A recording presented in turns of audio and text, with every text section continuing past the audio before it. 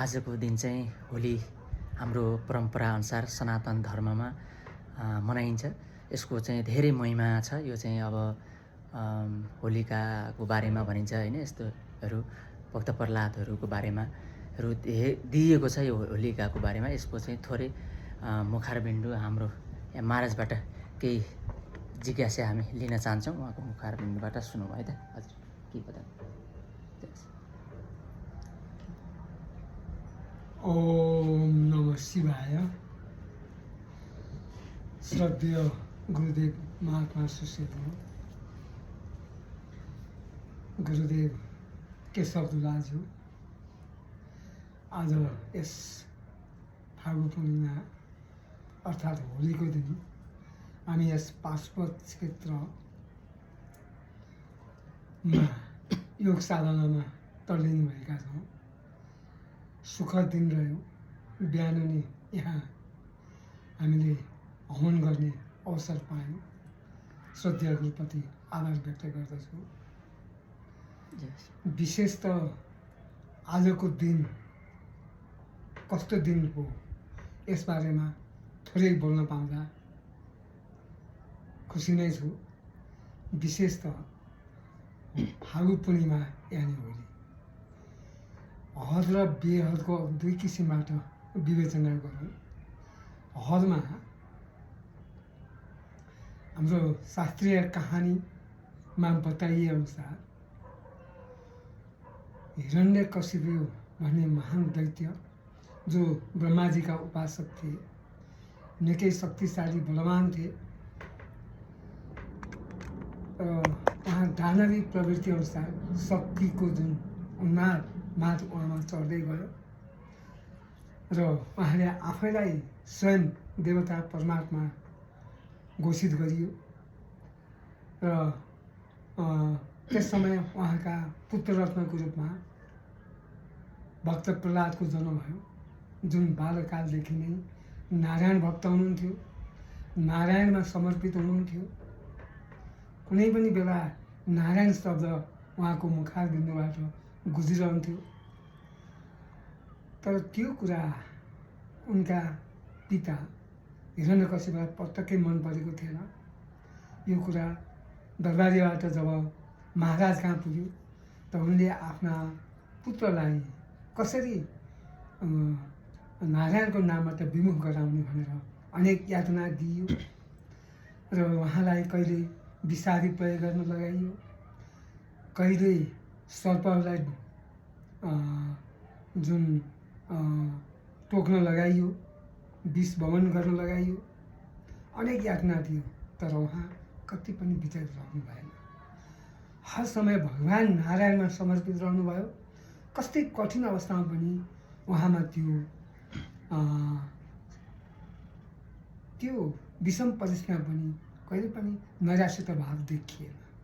भगवान नारायणको उपासनाबाट उहाँ सुरक्षित रहनुभयो। त्यो कुरा हामीले सुनेका छौँ।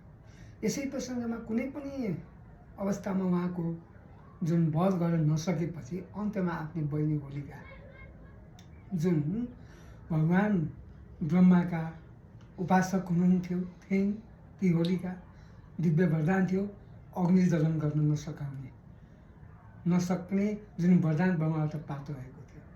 त्यसै अनुसार अन्त्यमा आफ्ना दाइ महाराज हिरण्यकशिपुबाट बहिनी होलिकालाई साथमा लिएर उहाँलाई दहन गर्ने जुन आज्ञा भयो, त्यसै अनुसार होलिकाले एउटा ओढ्ने पछ्यौराभित्र उहाँलाई राखेर अग्निको उपासना गर्नुभयो। अग्नि त्यहाँ प्रज्वलित भयो, तर त्यो अग्निले उहाँ भक्त प्रह्लाद छुन सकेन।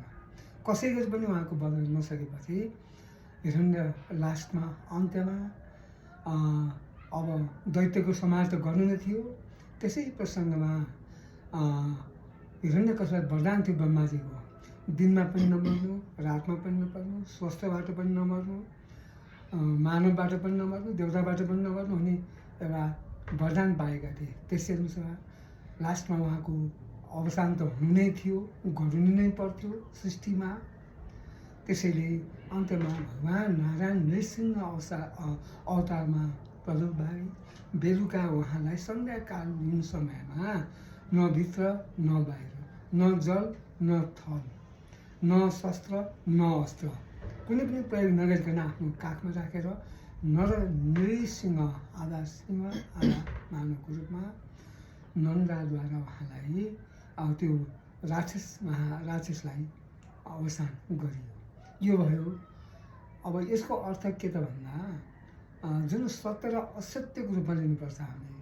असत्य थियो को हिरण्यकश्यपु, सत्य थियो भक्त प्रह्लाद। यी दुईटाको द्वन्द्वमा सत्यको विजय हुन्छ भन्ने कुरा देखाइएको छ।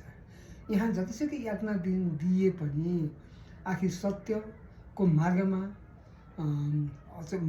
विचलित कहिले पनि हुनु भएन भक्त प्रह्लाद र उहाँले विजय प्राप्त गर्नुभयो। यो थियो हदको प्रसङ्ग। अब बेहरमा जोडिनु पर्दा जुन होली भन्ने भित्र हामीभित्र हरेक मानिस रहेका विसङ्गति विकारहरू त्यस्ता चिजहरू हामी त पक्कै छन्, किनभने मानव हो, देवता प्राप्त गरिसकेका छैन। त्यस्ता आफूभित्र भएका जुन विकार विसङ्गति जुन चिजहरू छन् त्यस्ता चिजलाई जरेदेखि निधन पार्नु त अग्निको रूपमा जलन गर्नु। के हो त अग्नि भन्दा योग तप। योग तप त्यति तिखो प्रकृति हुनु पर्यो जुन अग्नि जलनले यस्ता विकारलाई भस्म गर्न सकियोस्। यो चाहिँ बेहदको अर्थ लाग्छ। यति भन्दै आज यसमा बोल्ने मौका दिनुभयो। हस् त, धन्यवाद। हजुरहरूले पक्कै पनि भक्त प्रह्लादका बारेमा र होलिकाको बारेमा उहाँका मुखारबिन्दबाट केही शब्दहरू बाणीहरू सुन्नुभयो होला। पक्कै पनि हामीले पनि भक्त प्रह्लाद जस्तो बन्न सकियो र यो समाजमा भने पक्कै पनि हाम्रा भावी पुस्तकहरू, हाम्रा सनातन धर्म, हाम्रा संस्कृति यी विचारहरूलाई अगाडि लान सकिन्थ्यो कि भन्ने उहाँले एउटा सन्देश दिनुभयो र त्यसैले हामीले ओम अहङ्कार घमण्ड भन्ने कहिले पनि नगरौँ र सबैलाई माया प्रेम गरौँ। जय देश, जय नरेश, सनातन धर्मको जय होस्।